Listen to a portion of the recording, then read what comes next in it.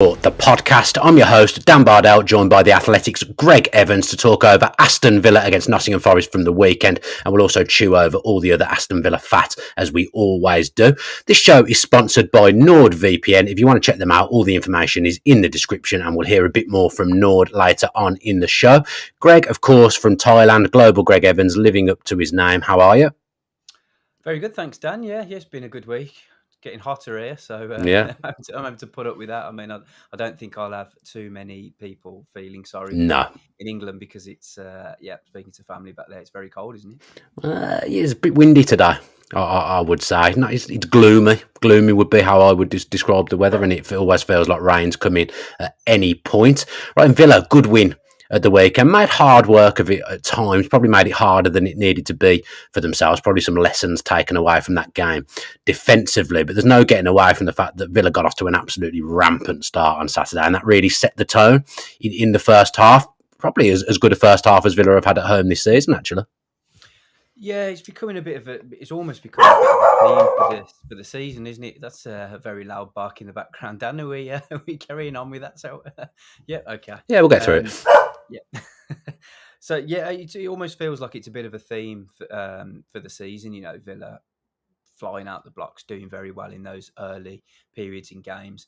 They've scored more first half goals than any team in the Premier League. Villa scored the majority of their own goals between sort of 15 and 30 minutes. We know that from previous weeks and previous games, but they got off to a really quick start, and that really set the tone. I thought Villa for the first 44 minutes of the game were sensational. You know, very, very, very, very thorough in everything that they did. The build-up play was excellent, patient at times, clinical and decisive when they needed to be. And it was just another story of every single player in every position doing everything that they need to do. I wanted to talk about Leon Bailey. Not often I have the professionalism, I would say, to send notes before we do the show. But I read Jacob's piece this morning on Leon Bailey that he did at the weekend. I thought he was really, really good, really good. Really explained how Leon Bailey's evolved throughout the season. In that first half, he was electric. And I know it feels like every week we talk about such and such is the most important player. Villa can't do without this player. Bailey's very much in that conversation now. He's playing so well. I always knew there was a good player there, but I just wasn't sure we were ever going to see it at Villa. But actually now, he's become a better player than I thought he was at Leverkusen, because I really, really rated him at Leverkusen. But he's taken his games to a level this season that I just don't think anyone could have foreseen at all. I don't know, maybe not, but I don't think. I think people at Villa had kind of lost faith in him. You know, supporters. Yeah. I certainly didn't think he had it in him, having watched him previously for Villa. Didn't really watch much of his time at Leverkusen. Only really seen highlights, but spoke to people who said that he was exceptional at times. A little bit of a free spirit. Wanted to sort of be unpredictable in his approach, and we hear a lot of people talking now about him expressing himself and lowering his socks now because he feels like he's got more confidence and he can sort of express himself properly. The irony to all this is he's actually been asked to do a lot more than any other manager has asked him ever to do. So it's not a case of Unai Emery making Leon Bailey into this brilliant player. There was a very, very good player that was already there. He just needed a system where he was able to function and flourishing, and he is at Villa now. All the players around him are performing well, and that's allowing him to do what he does well. And it sounds it's very simple. If every player does their job correctly, then the team executes the plan and goes and wins more games than they lose. But I think previously with Bailey, he was underperforming in an underperforming team. Everyone around him was playing pretty poorly as well. And yeah, he lost a little bit of confidence, and now he's got a bit more confidence, and you're seeing that in him. You feel like every time he gets on the ball now, he's going to either create something or actually go and score a goal. Very, very impressive figures, 11 goals and 10 assists. Yeah, that's good. Reminds me a little bit like Mahrez, when Mahrez was brilliant for first for Leicester and then also for Man City, obviously. Got that feel to him. He's someone who doesn't take too many touches. He's pretty direct, and goes and causes destruction. And yeah, Villa can't really afford to lose him now. But then when you look at so many other players, they can't afford to lose Ollie Watkins No, or John McGinn or Douglas Luiz or Pau Torres or Emi Martinez. Martinez. You know, there are so many players that are performing really well for Villa, and that all goes down to Emery. You know, Emery hasn't made Leon Bailey a better player. He's made the team function really well, and Leon Bailey can use his qualities to show how good he is now.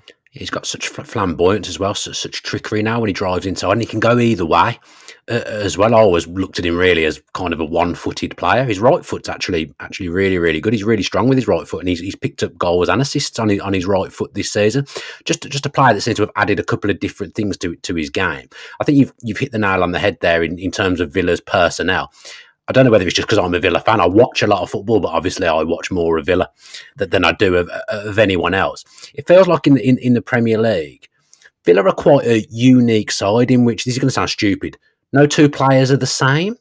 Like maybe other squads have players of a similar ilk that can come in and do the same kind of job as someone else. I think maybe you think of Liverpool's midfield, for example. With Villa, it feels like all their top players, you pick Villa's maybe top 12 or 13 players out. If they come out the team, there isn't someone who can come in and do the same thing that player does. And I feel like that's pretty unique in some ways. You pretty much reel off a list of players. If they're out, like if Watkins is out, there isn't a fast striker to come in and replace him that runs in behind. If, I don't know, I can't think of it. If Conte's out, there isn't a centre-back that performs in the same way as he does. Luiz and Kamara, I don't think Villa have a similar midfield player because it's Tielemans and McGinn who would play centrally if they didn't play. Every player feels very, very different, and that must be a good thing because we're doing really well in the league and we're sat in fourth, but that feels quite unique to me. Yeah, it does. I mean, Luiz and Kamara are similar players, aren't they? Those Do you think? Because I just think Kamara's very more diligent defensively at breaking up the play than Dougie, and Dougie's better at marauding forward. I think if you were trying to compare two players in this Villa team, I would say Kamara and Luiz are the two most alike, and then perhaps, I mean, yeah, the defenders are just all different, aren't they? Even the left backs, they're so different, the two of them. Yeah, I mean, yeah, it's right, but on the flip side, Villa have got so many versatile players or players that can come into different positions. Yeah, multifunctional. Yeah, multifunctional. For example, McGinn can drop back a little bit, and that allows Tielemans to play forward. And then, for the last couple of games, haven't really felt like they've missed Kamara, and which is an important point now because Villa signed Bouba Kamara on the back of his exceptional performances in League One and in League One, sorry. And I was going to say, when did he play there? League One, and one of the key things was his durability. He played so many games consistently, never really missed games. But what we're seeing now is, and I don't mean to knock a man when he's down because, he's missed a World Cup. He's now going to miss a Euros. Clearly, he's going to be, very deflated at this point in time. But injuries are becoming a little bit of a concern for Kamara now. We've seen over 2 seasons that he's had 3 pretty serious injuries. He missed 35% of last season. He's going to miss 50% of this season. That's a big percentage of games missed, and Villa need to kind of be aware of that. Okay, as I say, I don't try not to knock him here. No, I know what you're saying, but there are players that can come into that midfield and do an equal job. I think what we're seeing with John McGinn now dropping a little bit deeper, then I don't think Villa have lost anything yet. Perhaps in the bigger games, the tougher games against your Tottenhams and Liverpools and Arsenals, you might see a difference. But for now, Villa are fine. And, what we're seeing now with Jacob Ramsey back in the team is the link up with Ramsey and Moreno again. Yeah. He's not quite there yet. It's not quite at the point that it was last season. But it was very good last season, and we know that can work. So, having a coach like Emery's, brilliant because he's just going to change things up when he needs to. He always seems to find a way, even with so many injuries, he seems to find a way to get Villa working. Defensively, they build up in different ways when Pau Torres plays or when he doesn't. In midfield, if Kamara's missing, they play in a different way, etc. And then we see when Diaby and Bailey play, there's a slight difference in the build-up. Yeah, it was interesting, really, because I think we've kind of just about got away with injuries so far. Pau Torres is probably the one that we've suffered with the most, I would say. His absence has hurt Villa more than any other injury this season. I would say, and the results dictate that, that's almost a fact. At the moment, you're right, they've kind of been comfortable since Kamara's been out, because they've won both games. McGinn slotted in there, and conveniently, just as McGinn's had to move from playing wide to go inside, Jacob Ramsey's come back. It now feels like he's getting somewhere near to the performances that he was putting in last season. Got an assist at the weekend. I don't think his shooting is quite there as it was last season. He was scoring goals, wasn't he? At the end of the season, scored some really important goals. But you feel that once he gets one, he'll get a bit of confidence, and then he'll be back to the player that he was. Moreno's missed a chunk of the season as well. Nice to see them back down the left-hand side, although I do think Villa miss aspects of Luca Dean at left-back, which I never thought I'd be saying at the start of the season. So we have just about got away with it so far. But I thought, I love Tielemans. I love Tielemans coming into the team. For those type of games, I think he's crucial, the roles that he plays, because he'll give the ball away maybe more than the other central midfielders will. But he's also capable of playing an incisive through ball that maybe the other midfielders aren't quite capable of doing, because I believe his distribution level is higher than the other midfield players that Villa have. So I kind of like the risk v reward approach in those games, because sometimes you need it in that type of game. But once Villa get the first goal, as they did again this weekend, you always feel like they will go on and win the game. You always feel like another goal is going to come quite soon. Tails are up, confidence, and that is what happened in this game. Villa were very, very clinical in the first half, and actually could have had more. Yeah, just a point on Tielemans. He's brave, isn't he? He always wants the ball. He's never shies away from it. He's not afraid to make those, difficult passes. A little bit like Bardell. He always tries to make that. Yeah, I'd agree with that. Forward-thinking pass, and that's what you need in a team. Because if you're too safe, I watched Chelsea yesterday, for example, and just feel like that they will now be looking back at that that extra time period, thinking, what on earth are we doing? Why were we just not a little bit more brave on the ball and trying to make those forward passes? And those defense splitting passes, and that's what I like about Tielemans. He always tries it, never afraid to be on the ball, and that's what you need. Yeah, you might lose a little bit of passing accuracy at times. He will give the ball away, but he's gonna do what he did against Fulham to set up Watkins every now and then. Things like that. That's what he's in the team for. You asked me a question and I can't remember. I don't think I even asked a question, really. I think you always expect Villa to get a second goal if they score. Yeah, that's it. Yeah. I mean, as I say, just go back to my earlier point. The 15 to 30 minute mark this season, Villa have scored, I think, 17 goals, which is 30-odd% of their goals or whatever it is this season. So, it's a good time for them. It feels like, even if they haven't scored that first goal, by that point, 15 to 20 minutes into a game, they're wearing the opponents down. They're patient at times when they need to be, but they're ruthless and direct and clinical when they need to be as well. And teams just find it hard. It just becomes really difficult and a chore for opponents. You can see they don't know whether to press, and because Villa are so patient playing out from the back, when they're trying their own build-up, they're often afraid to kick it long because they think it's going to quickly end the move. So they end up playing out from the back and get caught. You look at the last couple of games now, Villa have won possession back in really dangerous areas. Yeah, they have. Ramsey against Fulham, was it? And then, against Nottingham Forest last week, the weekend the same. So, it's Villa are a very, very, very fit team, and they know what they're doing, and they're picking apart opponents easily now. I've been saying for a couple of weeks, and I'm backing it. I'm sticking to it. I think Villa are nailed on for top four now. For top five. What's to say? Okay, fine. I think Villa are nailed on for top five. I think that they will get top four, but admittedly that is still a challenge. But I said, 3 weeks ago, was it now? Villa needed 10 wins to be pretty much guaranteed, almost guaranteed of finishing in the top five. They've now got 2 of those, and Man United have already lost a game. So they probably only need 6 now. And it's getting easier and easier every week, I think, for Villa to finish in this top 4 or 5. And that's no coincidence that Emery's starting to celebrate more and more, because he's crunched the numbers. He knows they're getting close. He knows how important every win is. And you can almost look through the fixture list now and think, well, Villa are going to win that game. They're going to win that game. They're going to win that game, and they're going to win that game. And if we've been really negative, they're going to lose to Liverpool. They're going to lose to Manchester City. They're going to lose to Arsenal. They're going to lose to Tottenham. If we've been really negative, and still that doesn't really matter because they're going to get enough points to stay in the top 5.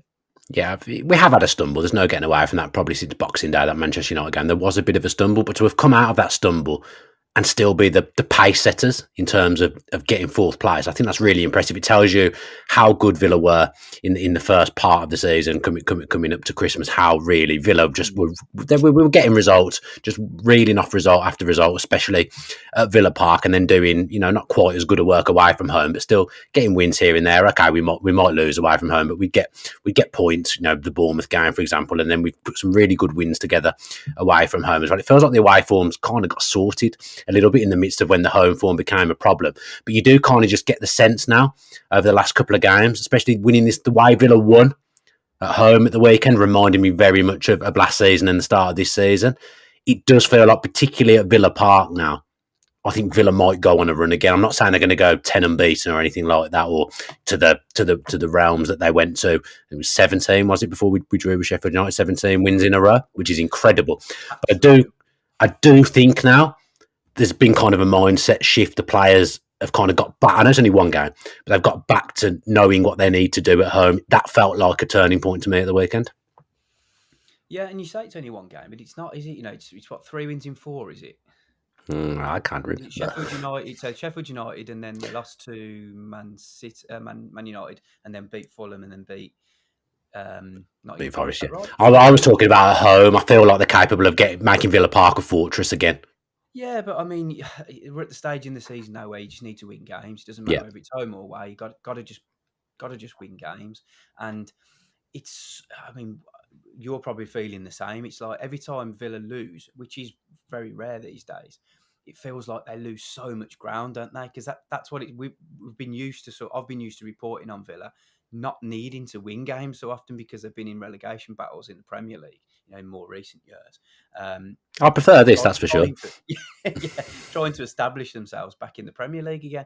And you don't have to win every week, but when you're right at the top, every loss feels like you just lose so much ground because, one of the top 3 will always win, if not all 3 of them.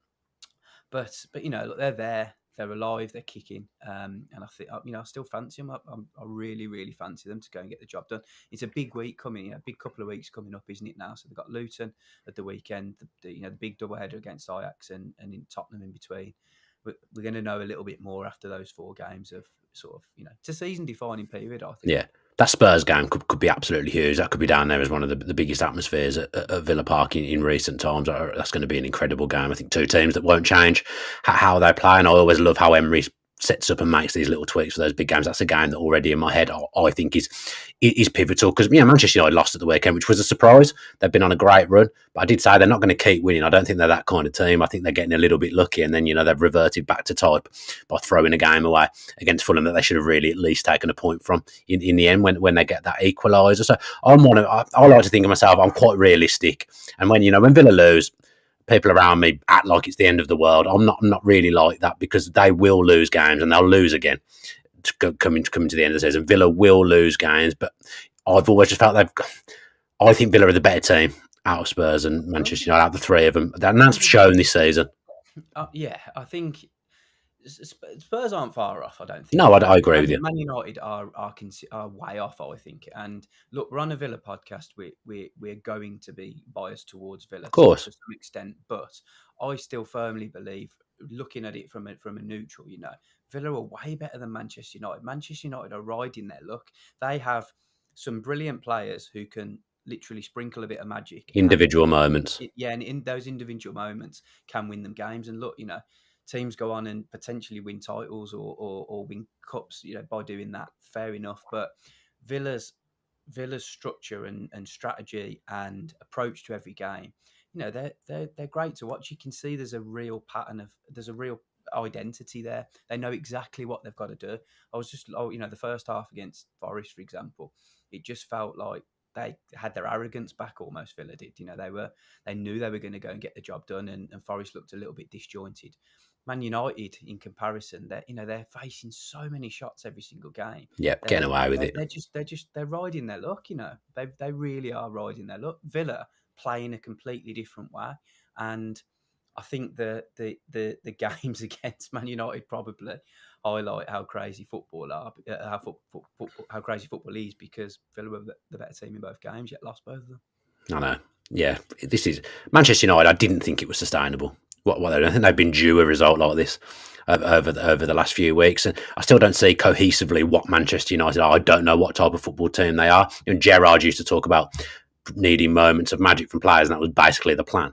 That's what it feels like with Manchester United. I don't think there's anything sustainable there at all. And for me, I don't think Ten Hag's the right manager to take them forward with all this takeover stuff. That's just my opinion. Statman Dave. Oh, sorry. Go on, carry on. Yeah. Sorry, no. We'll go back to Ten Hag, and because it leads nicely onto Ajax, but Yep, nice. Something you wanted to mention first. Yeah, I was going to say Statman Dave did a tweet at half time, and it was reeling off Douglas Luiz's first half numbers, and then he ended with the best box to box central midfielder in the Premier League. Now he's a neutral; he doesn't need to tweet that. I think that was a very interesting put, because almost in my head I don't look at Dougie as being box to box. I look at him and Kamara being as 2 6s, but Dougie's obviously got a bit more license to get forward. I know a few of his goals have been penalties, but his goal scoring record this season, I guess maybe he is a box to box midfielder. Well, who gets 10 goals from defensive midfield in the Premier League? No, exactly. It's incredible, isn't it? Yeah, it's a brilliant run that he's on. He takes set pieces, so he's going to score more goals, but still, he's a defensive midfielder. I mean, even Rodri, the best of his type, doesn't get that many goals. He's got a good goal scoring record this season as well. Rodri's a player in moments as well. It's getting better. He scores the big goals, the ones. Yeah. But I'd still have Rodri over Douglas Luiz, but nah, he's very good now, to put it mildly. Again, though, 5 years ago we were doing podcasts, and we acknowledged there was a good player there, but we were just like, at the time he was playing as a lone defensive midfielder. I don't think neither of me or you thought that was the way forward for Villa at that time, because I felt like he was causing Villa problems defensively whilst he was getting up to speed with the league. Again, knew there was a good player there, but years on under Unai Emery, I didn't think he was this level of player, and he is one of the top central midfielders in the Premier League now. There's absolutely no doubt about that. Like I said, I knew he was good, but I didn't think he was going to be this level that he's at now. No, he's great, and I mean, Dean Smith. There was a time where Dean Smith felt that he didn't have a defensive bone in his body, because he was causing, and we kind of agreed with that, didn't we? Because he was causing so many issues. But he was very young. You got to remember that he'd come over and he'd had no real top flight experience. Hadn't played in England. Was only a young lad moving over initially from Spain. He was on loan in Girona, wasn't he? So he needed a little bit of time to settle in, and that Villa team just wasn't ready for the Premier League back then. They were disjointed.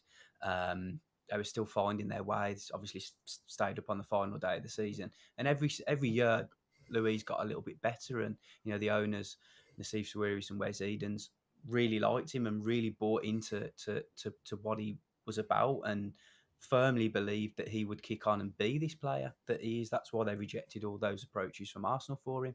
And look, a little bit of credit goes to Suso, the former sporting director, who was the guy that pushed really hard for him. When nobody else was interested, he went over to Spain and met with his father and persuaded him to come to Villa. And look, what a great move that has been for Villa now, because for £15 million, he's worth considerably more now. Yeah. His family love it as well. You see his dad at every game. His family absolutely love following him around the country in the away end. And I saw them actually coming out of the Manchester United game as well. So, his family's there everywhere. They've all, as a family, really, really bought into Aston Villa, and that's brilliant to see. Ross, that's the first half covered. We will cover the second half momentarily. But first, let's hear a little bit more about NordVPN. 1874 is proudly sponsored by NordVPN, so when you can't watch it, we want to help you. NordVPN is a secure and private service which works on pretty much any device, including your laptop, mobile, television. So if you want to watch some live content, it allows you to appear like you're in another country. And whilst you're connected, no one else can find out what you're doing, including your internet service provider. Beyond this, the service also has threat protection baked in to protect you from intrusive website ads and malware, which is pretty handy for you. As part of NordVPN support performance for free, This also includes Nord's 30-day money-back guarantee.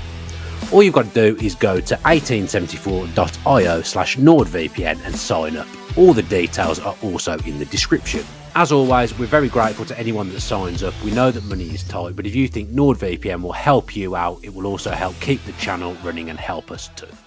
Right then, so at half-time, Greg, the world is good, except for Villa did concede that annoying goal right on half-time. Maybe we've covered set pieces in detail quite a lot, so we won't go over that again, but it does look like they're a little bit more fragile from defending set plays as they once were, but I guess, personnel keeps changing, which won't help with that type of thing. But Callum Chambers was warming up vigorously at half-time. Villa fans will have been very, very worried knowing Pau Torres' recent history with injuries. Pau Torres did not emerge for the second half, and it was Callum Chambers who came in to play probably his first Premier League minutes for a very long time. In fact, has he even had? Season, yeah. Is his first minutes of the season in the Premier League? Really sixth choice centre back coming into the fray here. So Villa are down to the bare bones defensively. Didn't really put a foot wrong. I would commend him for coming into that because it's not easy to come in and play a Premier League game one half when you haven't played for as long as he hasn't played for. So I commend him fully. Application and attitude with his post after the game as well, absolutely spot on. It's what you like to hear from footballers. First of all, let's talk about Pau Torres. Kind of felt like it might be a little bit precautionary because Villa were 3 up, and Emery spoke about it since and hopes that it's nothing to worry about. We'll know more as the week goes on. The first part of this is that it is a concern that he's had to go off at half-time, and Villa fans will be worried because we looked patchy, and suddenly he's come back in, and we've won 2 games of football. The half that he was on the pitch, Villa scored 3 goals. The half he wasn't there, the second half was 1-1, wasn't it? So there is a tangible difference when Pau Torres doesn't play, and bizarrely, the bigger differences seem to be going forward, which is so unique for a centre-back. Villa won't want to be without Pau Torres again because he is absolutely pivotal now. There's no getting away from it. Yeah, he's a crucial player. We mentioned it last week in the podcast how important he is to Villa and the build-up play. Let's hope the injury isn't serious. Let's hope he can get through this week and be available for the games that are forthcoming. The Europa Conference League game and obviously the Luton game at the weekend. Villa need him. He's really important. Emery said that he hopes the injury, that it's not an injury. He hopes that it was just a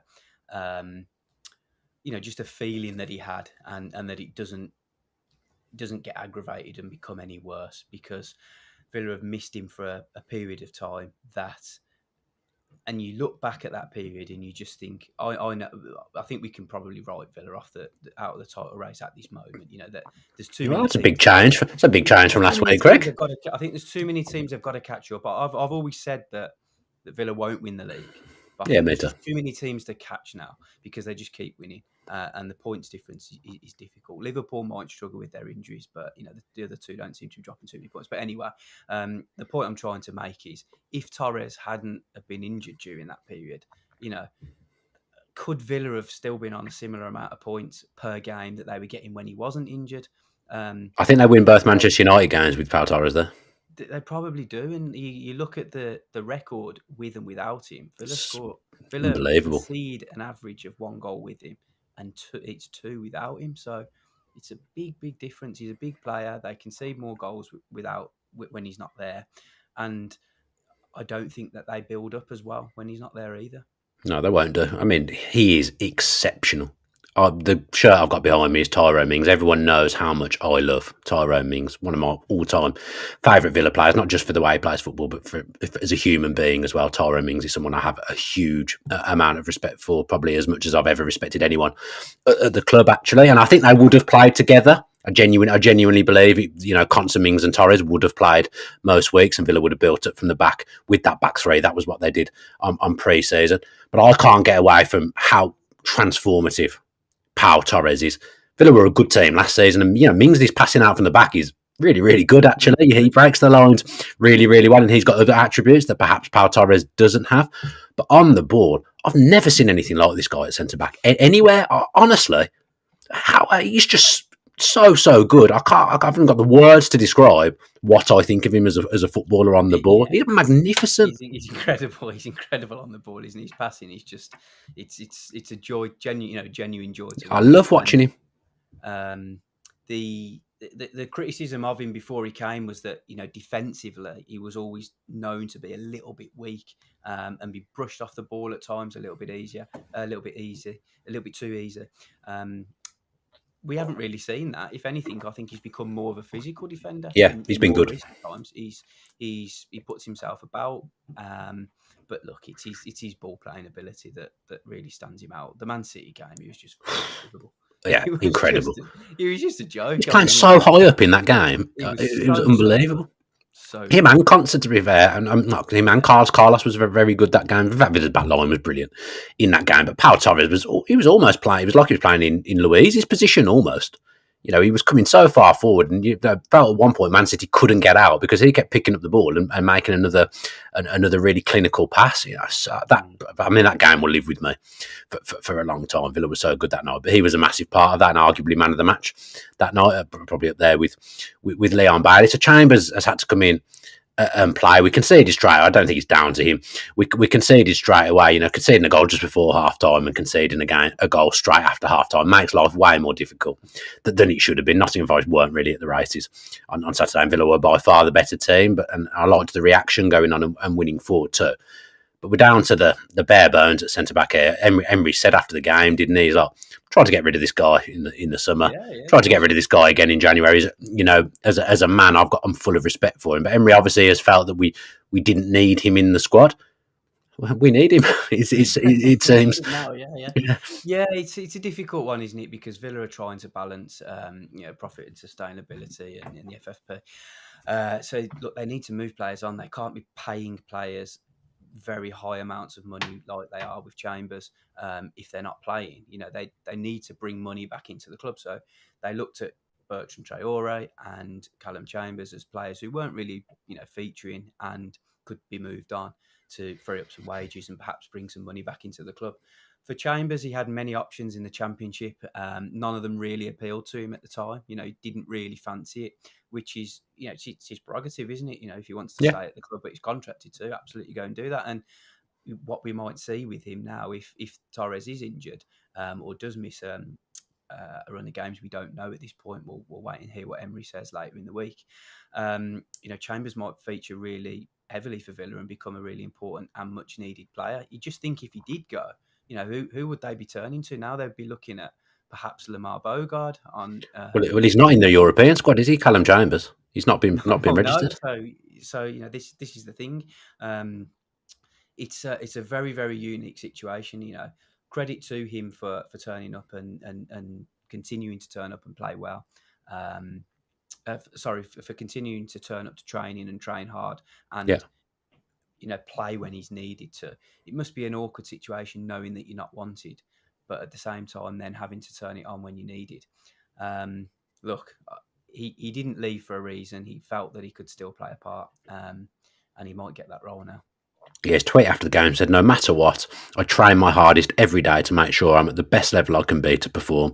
Picking up these 3 points is exactly what I work for." That's a brilliant attitude. Yeah, nice tweet, isn't it? That it's fair play, and you don't always because look, players read social media. They read they read it all the time. They'd have seen the comments. Oh no, Pau Torres is out. We've got Callum Chambers in. You couldn't hide from the fact that that's what Villa fans were saying at the weekend. So, he'd have seen all that. And fair play to him for just kind of putting that beyond him and coming out and saying that.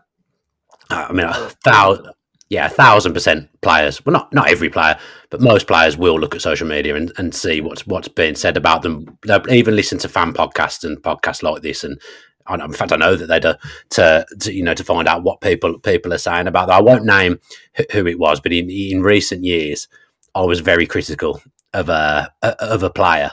And then suddenly, they started liking. They don't follow me. They didn't follow me. They suddenly started liking like random tweets that I was doing, almost like to say, "I know what you're saying about me," because there was no need for them to be liking those tweets. The thing is, what a lot of players have, managers running their accounts. And I quite liked it, almost letting me know they're there, that they know what I'm saying. You got to remember, sometimes people get confused with the accounts that they're using, whether it's their own account or whether they're tweeting on behalf of the player. So Yeah, like I say, I won't say who the player is, but yeah, it was like like random tweets. I was like, there's something going on here. There's definitely something. They want them to. Letting him know you're there. They want me to know that they know what they're saying here. He was, it's very, very interesting. Every now and again in my line of work, interesting things do happen to me, and that was that was one that happened. But Callum Chambers, I respect that attitude.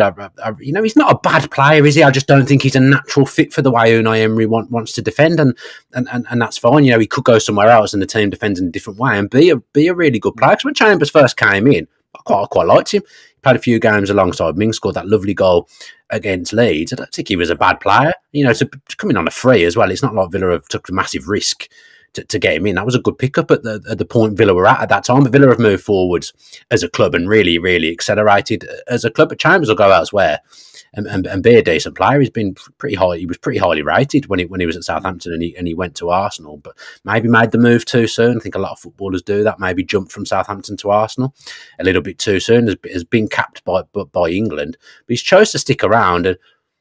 Mate, you're right. He could end up playing a part, and maybe that was why he wanted to stick around, just on the off chance he could be part of something special at a big club. And that's the other thing: when you've been at Arsenal and you've been at Villa, sometimes mentally it's hard to drop down to the Championship for him. Now he's been at two absolutely huge football clubs there. Okay, he's not playing, but day to day, you're training with some of the best footballers in the business. Mentally, it must be tough to drop down, especially at the stage of the career he's at, because he's not finished by any stretch of the imagination. No, and he'll be looking at it knowing that Tyrone Mings is out for the season. Ezri Konsa's injured. Diego Carlos has now picked up an injury. I think that was just after admittedly, that was just after the transfer window, wasn't it? But Torres was out injured at that point, so you don't know how he's coming back. And we've only got one right back. Yeah, as a player, you're always looking at it thinking, well, maybe only one injury or suspension away from starting here or from coming off from the bench again. And look, he's just played half a game. He's on the bench regular, so it is difficult if you're in an elite environment, which Villa is now, to move down to a club that are only offering to cover a certain percentage of your wages, and Villa have then got to agree to the deal as well. Because look, the figure that he's on, Championship clubs are not going to pay it. No, it's a difficult one, isn't it? The wages in the Premier League and the money in the Premier League compared to the Championship now, it's starker than it's ever been. It's more and more difficult. You look at the top end of the Championship at the moment, and Ipswich have been absolutely ridiculous. To be potentially going for back-to-back promotions as a football club and as a manager, Kieran McKenna, they deserve a huge amount of credit. But it's the teams that have come down that are pushing towards the top there because they're a lot stronger and they've got a lot more finance, even by going down with the parachute payments. COVID has killed the EFL. It's made it even harder than it's ever been. So the drop down actually is huge now. I think between the Premier League and the Championship. Look at the teams that have come up as well. Yeah. I was speaking to a free agent a couple of days ago. Sorry, actually, and just talking about the Championship in general. And he was saying 2 or 3 just before COVID, you could go to the Championship and you could get 30 grand, 35 grand a week from a club that isn't even in the top 6. And you just, clubs now in the Championship, if you're not one of the recently relegated Premier League sides, you're looking at a maximum of 10k a week, which sounds good to us, but it's. Well, I'm sure global Gregg Evans is taking home more than that. Fucking joking, yeah. Players that have been used to earning that money, just can't get it now in the Championship because clubs are really having to tighten the belt. Yeah, the landscape's completely changed, even from when Villa were down there. Villa were throwing money around like it was going out of fashion, weren't they, at one point? If anyone had had a half-decent game for Brentford, we'd chuck 15 million the way it felt like, didn't it, at one point? So you Championship, the gap's big. When you think of, you'd be signing players like Mile Jedinak on £50,000 a week and stuff, it's just, you just don't see it now. No, what was John Terry? John Terry was on about 60 as well, wasn't he, when he went to Villa for a season as well? So, yeah, the landscape's completely changed. Something that I didn't send to you via WhatsApp earlier that I just wanted to touch on is just Moussa Diaby, not looking to attack him or get on his back here, but, coming on with a couple of minutes left. And, these lessons should be learned here from what's happened with Leon Bailey in fairness. And Diaby's a victim of his own success almost because he started like he'd been in the Premier League his entire life and was absolutely brilliant. It's not going his way at the moment, but, your £50 million signing coming on just to see out the game with a couple of minutes left. That's interesting, isn't it? Yeah, I'm just going to flip it around. I'm not going to focus too much on his form because let's let's hope he gets back to. Look at his numbers. His numbers are actually okay for a first season. They're not too bad, but look, he's not passing the eye test, is he, at the moment? We know that. But I'm not going to focus on that. What I'm going to say is Villa spent £50 million on him. Yeah, okay. But at the start of the season, how much was Bailey worth? Or how much did we think Bailey was worth? Whatever he's worth now, he's probably double what we would have said he's worth at the start of the season. So that £50 million investment in Diaba has been kind of made back with the form of Bailey. So I'm just going to flip it around and put a positive spin on that one, and hope that over the remainder of the season he shows his worth. He'll be back. I've no doubt at all that he'll be back because he's an exceptional footballer, a unique footballer. It's interesting that when he kind of has been involved recently, Emery has put him in the Bailey role rather than playing him as a second striker, because I think Tielemans is probably undroppable for me in that position at the moment. So if Diaby's route back into the team is maybe Bailey drops off slightly, but again, Villa will get injuries, they'll get suspension. He's going to get a chance again at some point to come in this team. The season's 38 games long, for 12, 13, 14 games. Diaby was a massive part of what Villa were doing really, really well, and everyone was absolutely loving what he was doing for Villa. But coming on with Morgan Rogers at the back end of a game, it has been a huge downturn in what's going on for him at Villa, and I really hope he can make it back, because, like I say, he's a brilliant player, and he was someone I was really, really excited about again in the summer, and started off the season brilliantly. That's probably the game covered in a roundabout way. Let's just talk about that plum Europa Conference League draw. I mean, it's important to say here that Ajax are nowhere near the level they even were probably 2 years ago. They've had a really messy season,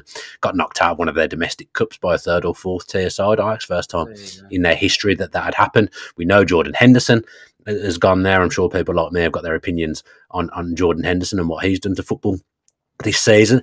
It's an exciting game because it's Ajax, probably the most exciting draw we could have had. But Villa should navigate that tie over two legs because, again, Villa are a better team than Ajax, infinitely.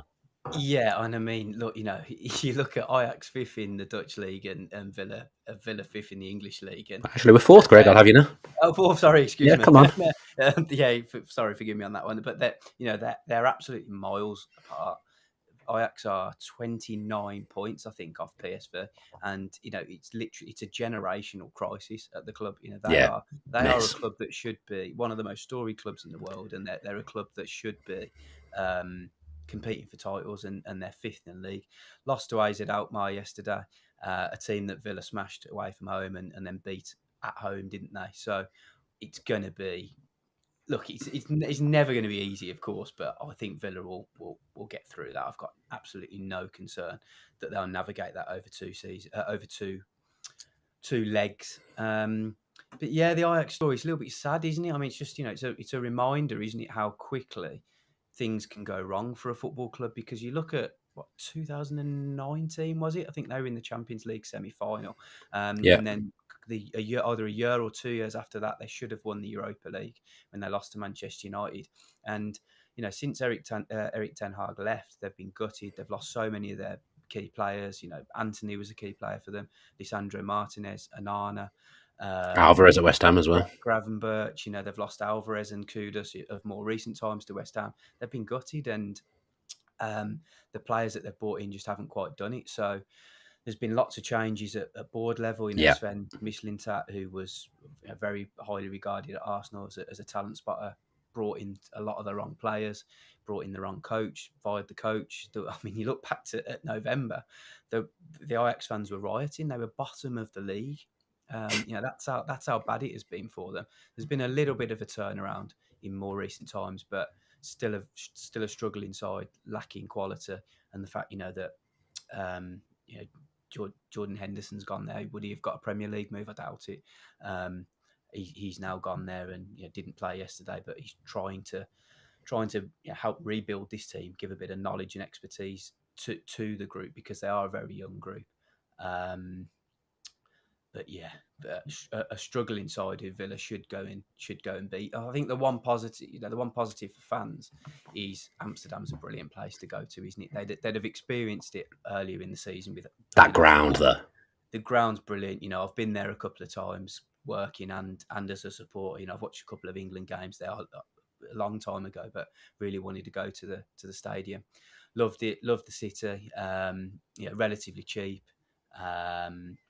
good transport links. Great for a beer, isn't it? There, it's going to be a great away day for Villa fans. Yeah, this will be, Max and Simon going to that game on Villa on tour. That will certainly be a must watch after the game for those that enjoy that content, and even those that maybe haven't seen it before. Not that there'll be many Villa fans now that haven't seen Villa on tour. Yeah, this is what I think about. It's people like that, people that I know that go away every single week, go to every home game, make a huge effort to follow Villa around the country, even if it's a pre-season friendly in the outback, that they're there, even if it's like the World Cup break in Dubai. I think it was, there's people that go to so much effort to go every single week, and they fully deserve these moments, and they're going to have the experiences they're going to have off in Amsterdam watching Villa play a team like Ajax. I'm like, okay, they're not brilliant at the moment, but just going to that ground, it's brilliant, isn't it? I'm really, really buzzing for those people that are going to get to experience. And I know you've spent time with the same people that I've spent time with on away games as well, Greg. I know you'll hope they have a brilliant time as well. They fully deserve it, especially the efforts they went to in that first season in the Championship, the relegation season. Jeez, I think I've spent so many times on trains to away games in the Championship and pre-season tours when Villa were crap. And these same guys and girls turn up every single week and just love it. And I remember this season, at the start of the season, when a couple of them went to the first Europa League game. And it genuinely made me smile, because I just thought that is actually what football's all about: following your team through thick and thin. Being there, being a proper loyal supporter when your team's shit, and you're still supporting them, and you're rooting for them, and then to see the journey that they've been on now, and then be a proper force again, and go and enjoy the away days in Europe. It's what dreams are made of for real hardcore fans. Yeah, look, it's enjoyable for everyone as well, and everyone supports Villa in their own way. Everyone does, but what they can. I'm not knocking anyone that doesn't support Villa in that way. I mean, myself, I can't say that I do that. I'm in a fortunate position with what I do, but the levels that people like Simon and Max, I think of Roger Goldman, people like that, Anton Duke, the people the lengths that those people go to, Steve Goff, who runs the travel, the lengths these people go to is absolutely out of this world. They're absolute. We all love Aston Villa, but they do as well. Everyone's the same. We all love Villa, but I am personally, I know those people. I'm absolutely buzzing for them and what they're going to experience in the coming weeks. And the fact that Villa are so good at the moment as well, generally as a club on the pitch, it's absolutely brilliant. Right, nice way to end it, Greg. I'll let you get back to you.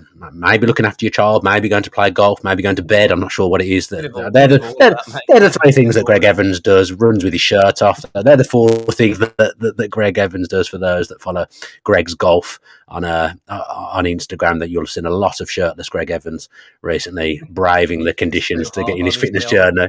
I'd never do it in England. It's just so hard. Yeah. It's just so hard. Yeah, even had a cameraman following him around on his run the other day. Greg Evans did. Wife, so I know. A camera woman, sorry. Yes. Sorry about that. Yeah, lovely to see. Do follow Greg's golf as well. I know he always likes it when he gets new followers on his golfing Instagram.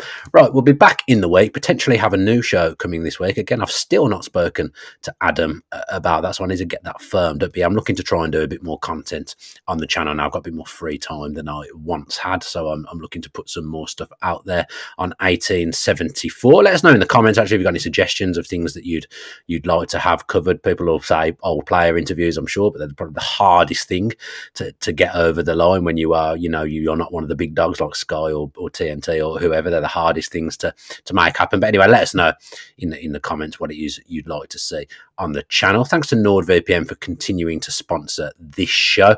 Thanks to all of those that are listening. I know the podcast is probably the most popular show that Greg and I do. Obviously, we love doing it, but yeah, it's your show as well. Give us some feedback on what you'd like to see on this show as well, because we're always open to change and open to criticisms, open to negatives. Yeah, if it's constructive, happy to hear that.